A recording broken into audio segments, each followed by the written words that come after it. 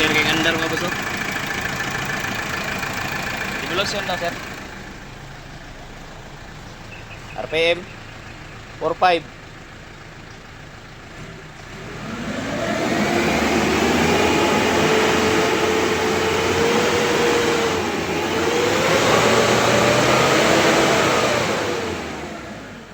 Wag kaso sir. Wag ka black smoke. Ini bakilid rin yung black smoke. Tukar-tukar, overfeed dito sa injector. Overfeed dito ya. Ini kuha naman sa knocking. Kung EGR nang good. Kung mga kong EGR no? Hindi na, revolution daw. Dribble ba?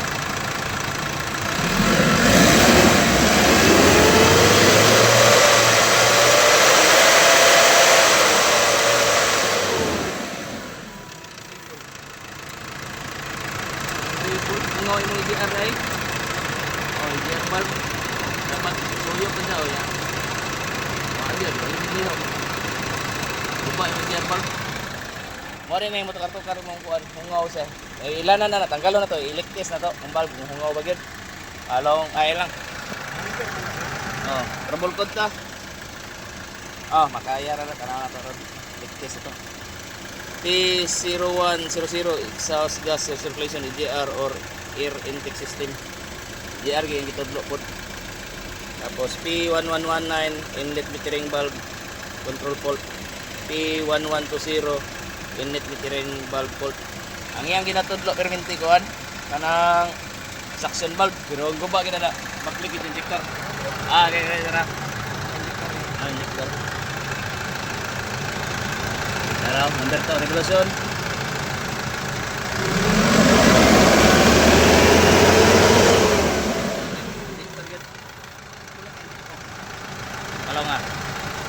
i-test na to pero dapat man gud i-rebuild gyud na tanan para pantay iyang kuan ba kay mo kung mo daan man gud ang uban bag-o niya ang opening pressure niya og delivery return magblahi may nang pantay sa upat pero i-test na sana to pero recommend ako baguhan gyud tanan para mataas pud ang lifespan sige okay sir ay sir gubang sir dapat na sa size city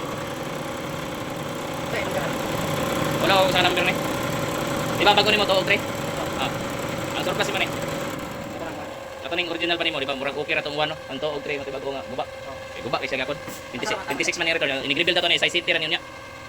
Mao ning katong bagong cambio nimo nga bagong pintura. Pintura ri bago ni kay house nga daan ginaso. Pinturahan na siya bagong karton.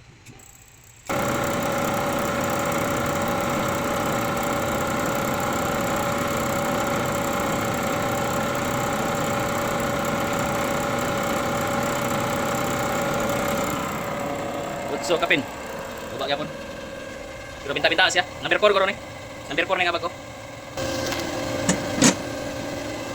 Mo ning itong bagong pintura gyapon. Basig mo ning number 2. Mao gid ni. Mo ning batang guba kayo sa video.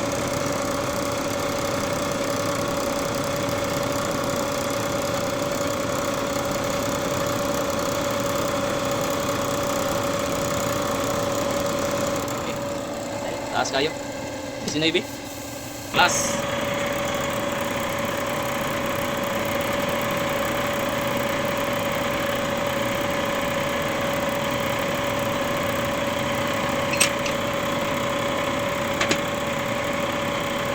Kinambyo na ni may injector sir. Kinambyo na. Oo. Pagpalit lang siguro dani mo kinambyo na sa yarda. Kay wala daw 4x 500. Ang imo ang isa 4x 900 mo nga ibong 3. Pero okay ra man kay carnival man nga Euro 3. Okay. Unang rebuild na to, turn 6.8, delivery 20. Duha.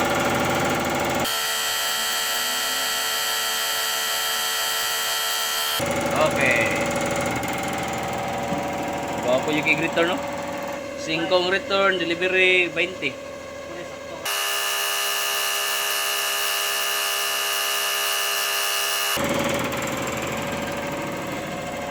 Okay, 20 delivery, ang return 6.9. Okay.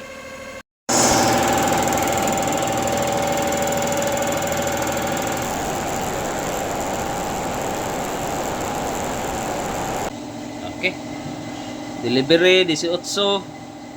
Return sa iskapin. Grabe kahugaw gid sa kuan no. Grabe. Sus, kanto grang naguba gid. Injector. Wala tubig nga. Ay, krudo pa dulo dain na color. Low quality gid ang krudo ba? Lain na color sir eh. Guba ang injector na. Guba yun. Aliki na. Okay lang. Tinuig gram ko na makuan. Yan. Oh. Grabe. Krudo gid ay mao gyud kolora sa filter gyapon ba?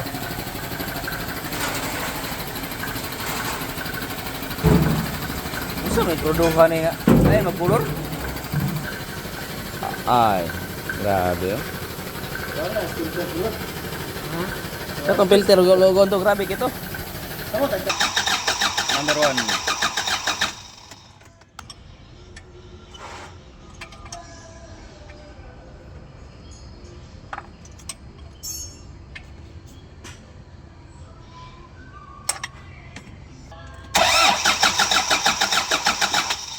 Great.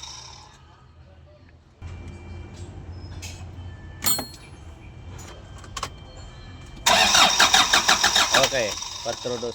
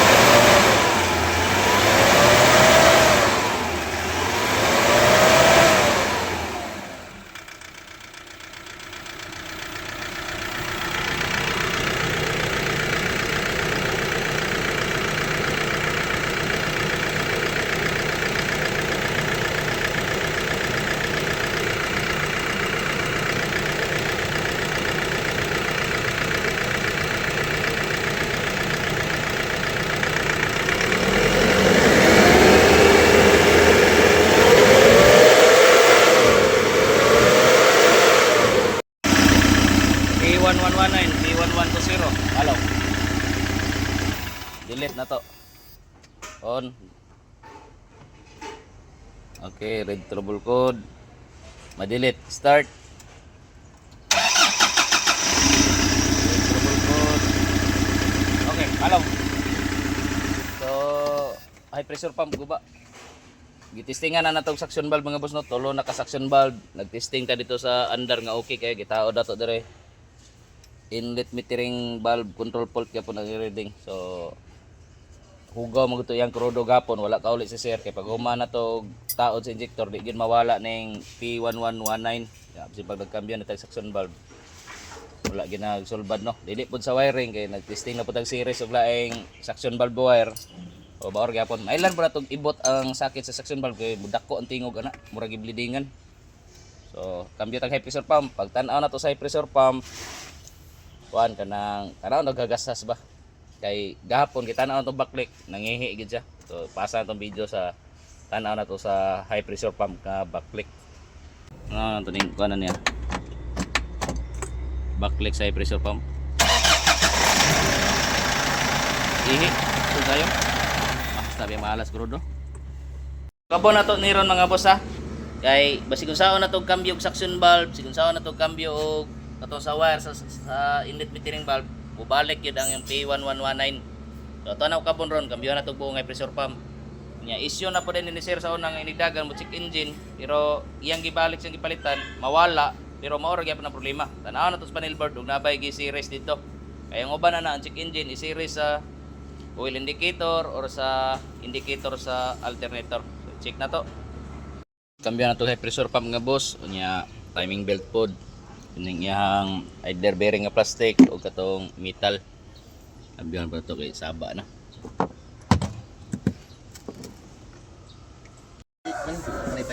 P0600 nawala na ang inlet metering valve kay gikambyohan sa namo temporary og ECU kay mo wild man hinuon ang iyaha hinuon. Ambis gikambyohan anto kay pressure pump kay di gid ma-erase ang inlet metering valve ni gandar. Ang lima kay kuan immobilizer mo nang iyaha kambyohan natong nan-imo. Kining CAN communication fault okay ra gyapon siya. Start. Tanaw na to mo reading pa man trouble code. Reading ka ba ang inlet? Okay, wala na yun.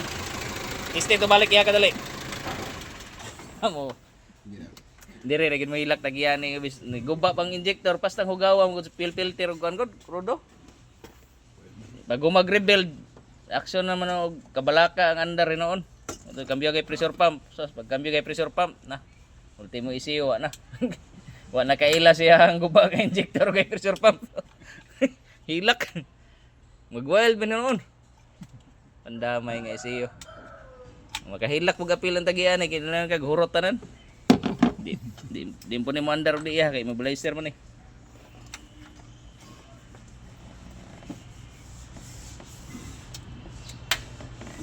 $4X310.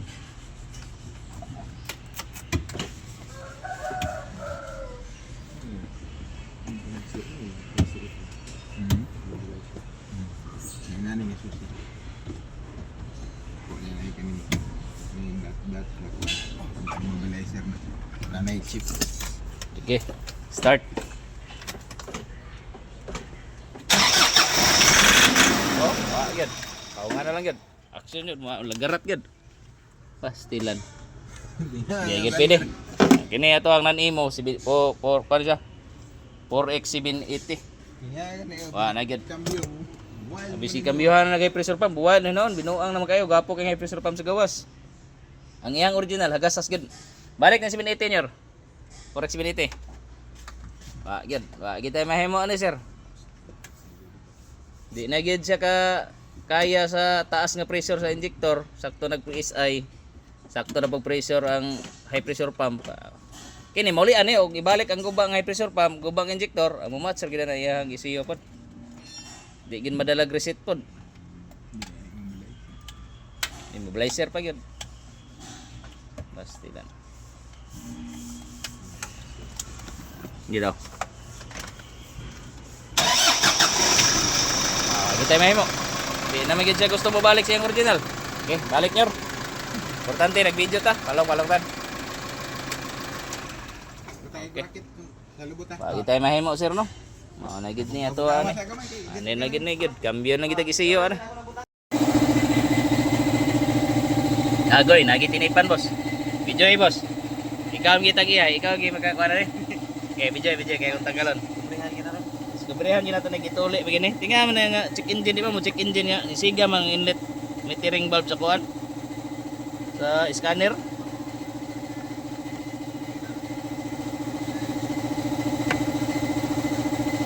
Gi-series ni alternator o sa oil indicator ang check engine. Nara, gawa si ebidensya. Nara, iputol. Gi-series oh. Ang check engine, gi-series ako an. Gi-series ni sa Pikas. Pandamay. May lang na to check engine ng gi-series kay tanggalon na to, di isa na to isumpay ng green. Di isa na to isumpay. Pag di kini mo siga, pasabot, mo na gituli. Mo na nga tingaka nga naay problema pero di na mo check engine. Mapalong ang check engine, inig trouble, wala ray ma-reading ang check engine kay series dai. Saksak na to. Sulba ang problema sa check engine, inatuon ra dai mga boss no? Dali ra kayo, check engine problema, wala ray. Dami, musiga pa ba?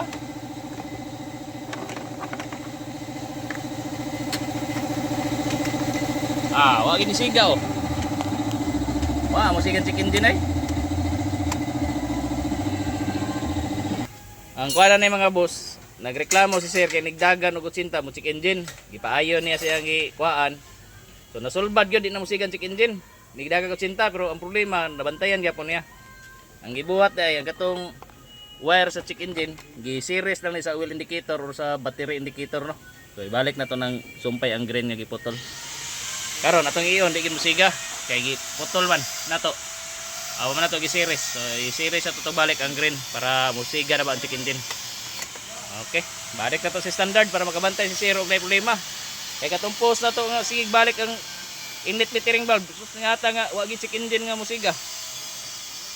So mao ra gyud itong hinungdan. Abi na ko din na mapalong ang check engine boss. Ene sir, musigan check engine sir, makulbaan niyo ka kay tinuod na gid nga trouble.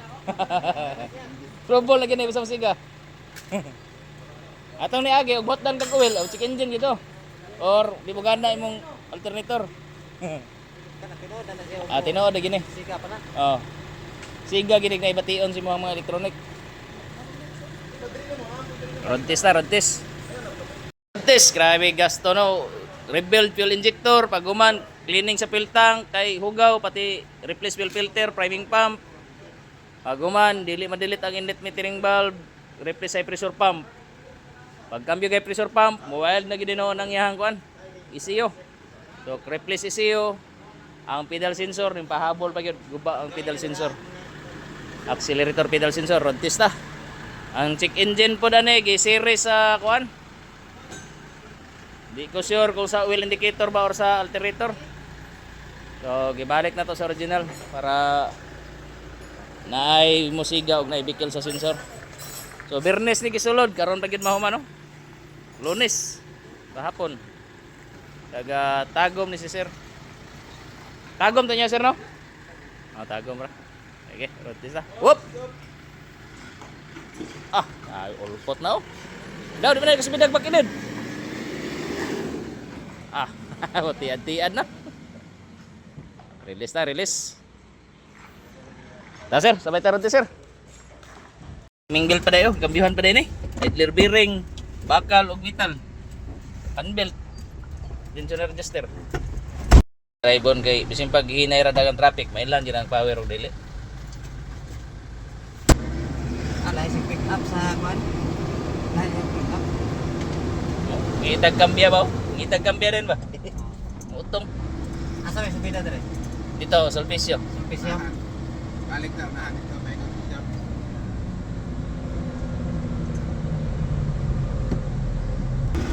Ingana kung pasabot. Oo. Mabantayan mo ganani mo gud magkumparam ginani mo. Nagbuhi ni mo buknol ba? Mo, tiad-tiad ba? Unat ya.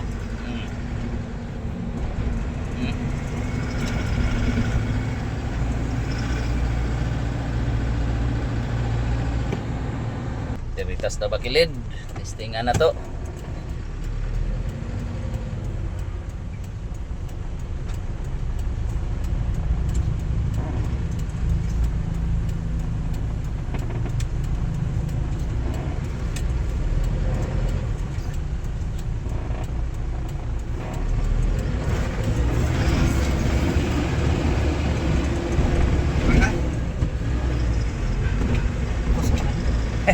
Sira ba ginaw? Sirag kat kuan alanganan gito nga kuan kat magyapon sa kalanganan. Oy hunatay. Sa kayo gadir. Retsorta dito, siya pa ni padulong. Ingat to magkrisira. Agay mamatiktan balik lang dayon kay kami di may mga anti ani nahimukuan tanawon lang po natog noon sa napod. Garantihan na daga.